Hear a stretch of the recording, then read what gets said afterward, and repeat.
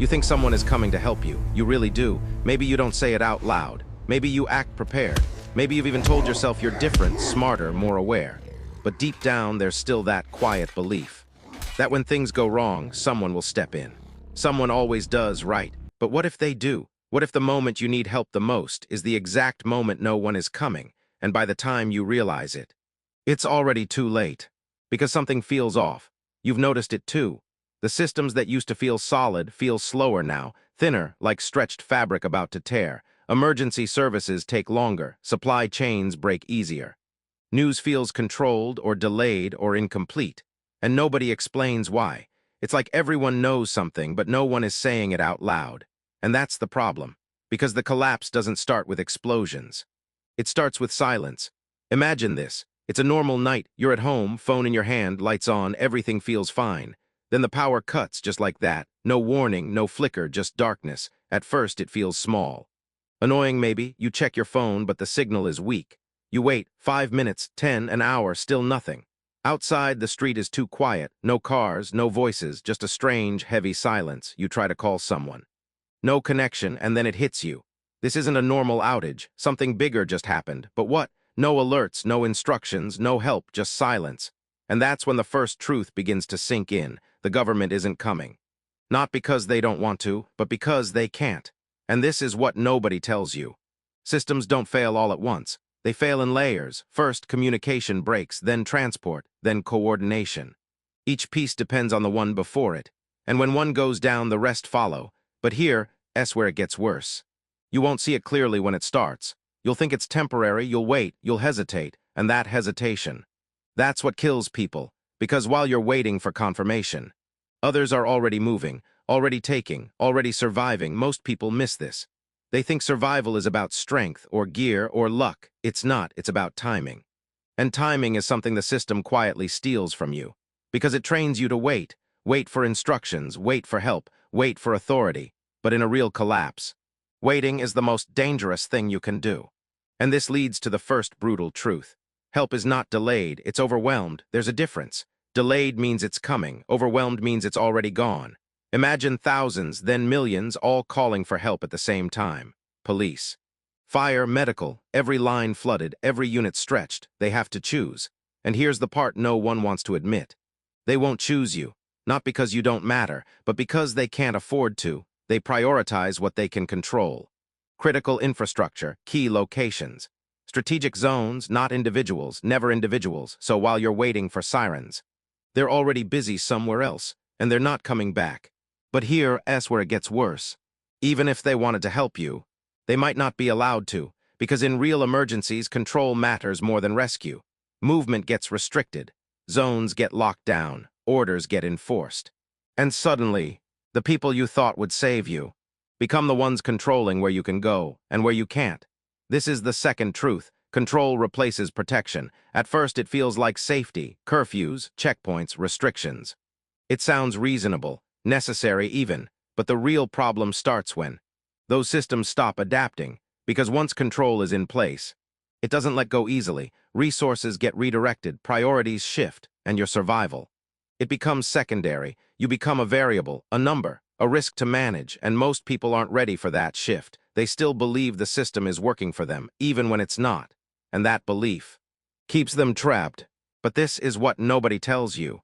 The moment you rely on a system for survival, you lose control of your own, because now your food, your movement, your safety, all depend on something you don't control.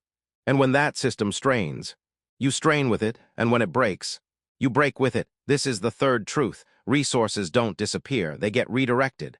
Food doesn't vanish overnight, fuel doesn't evaporate. Medical supplies don't just cease to exist. They move away from you, toward priorities you're not part of, and the scariest part, you won't even see it happening. Shelves will empty slowly, deliveries will stop quietly. Prices will rise silently, and by the time you realize what's happening, it's already gone. But here's where it gets worse. Scarcity doesn't create chaos, it reveals it, because when resources tighten, people change fast. Neighbors become competitors, strangers become threats, and desperation turns normal people into something else, something unpredictable. Most people think danger looks obvious. It doesn't. It looks like someone just like you, tired, hungry. afraid and willing to do whatever it takes. And this leads to the fourth truth. You are not prepared for how fast people change. You think you know how you'll react. You think others will stay rational. But the real problem starts when fear replaces logic, because fear doesn't negotiate. It doesn't wait, it acts. And when enough people feel it at once, society doesn't bend, it snaps. But this is what nobody tells you. The most dangerous moment isn't when things collapse. It's right before, when everything still looks normal. But isn't, because that's when people hesitate the most. That's when they cling to routine. That's when they ignore the signs, and that hesitation creates the perfect storm. Because some people won't hesitate, they'll move early. They'll take advantage, they'll secure what they can, while everyone else is still deciding what's real. And by the time it becomes obvious, it's already too late to catch up. This is the fifth truth. The early movers survive, not the strongest, not the smartest, the earliest. But here's where it gets worse. You won't know when that moment is. There's no announcement, no clear signal, no official warning, because if there was, everyone would move at once. And that would cause the collapse even faster, so the system stays quiet, controlled, until it can't anymore. And by then, it's already in motion. Most people will still be asking questions, while others are already acting. And that gap, that's where survival is decided. But this is what nobody tells you. There's one final truth, and it changes everything. It's not just that help won't come, it's that the idea of help was never what you thought it was, because the system was never designed to save everyone. It was designed to maintain order, and those are not the same thing. Order means stability, predictability, control, but saving everyone, that's chaos, that's resource drain, that's risk.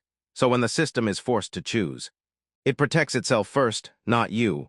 And this is the twist most people never see coming. You're not outside the system, you're inside it. And when it starts failing, you don't just lose support, you become part of the problem it's trying to manage. And that changes how you're treated, how you're prioritized, how you're controlled. And once that shift happens, there's no going back, because now you're on your own completely. No backup, no safety net, no second chance. And the worst part, you won't feel it immediately. It will happen slowly, quietly, piece by piece, until one day you realize you've been alone the entire time. So what do you do with that? That's the question everyone asks. And the answer is the part most people don't want to hear. You don't wait, you don't rely, you don't assume. Because those are habits the system taught you. And those habits won't save you, they'll trap you. The only thing you control is what you do before everything breaks, not after, because after your options disappear, fast. And once they're gone, they don't come back. So the real question is, will someone save you? It's this.